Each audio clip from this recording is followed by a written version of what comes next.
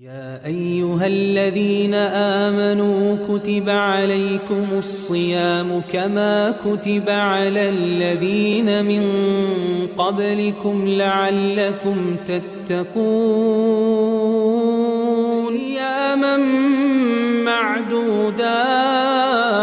معدودات فمن كان منكم مريضا أو على سفر فعدة من أيام أخر وعلى الذين يطيقونه فدية.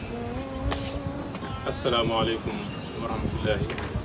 mbokki jullit yi mbokki taalibe yi ñu ngi dellusiwaat ba tey ci seen mbinduma ànd ak njàngale bi ñu ngi defal tey nag ñu delluwaat ba tey si njàngale bi yonent bi sallallahu alayhi wa sallam ci xadis bi muy wax naan koo xam ne nii bàyyiwul wax ju bon ak di ko jëf suñu borom subhanahu wa taala amul soxla si bàyyi lekkam googu ak bàyyi naanam googu. xadis bi moom lañ jàkkaarloo ni kon nag li mu bëgg a jàngale mooy woor takku rek si ñàkk lekk ak ñàkk naan ak ñàkk jaxasoo si bëccëg. nit ku bu wooree daa war a wooral mboolem cëram yëpp rawatina gémmiñam ak ay cëram.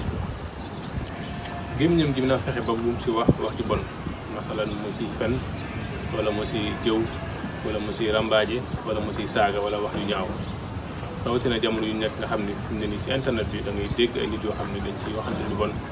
kon nag ku war ba noppi nga fexe ba sàmm ay cëram rawatina gémmiñam ba defee coono boobu mu dajoon si koor gi mu bañ koo perte. kon nag yàlla nañ suñu borom may dégg ak topp. wassalaamu aleykum wa rahmatullahi wa barakatuh. هل جزاء الإحسان إلا الإحسان فبأي آلاء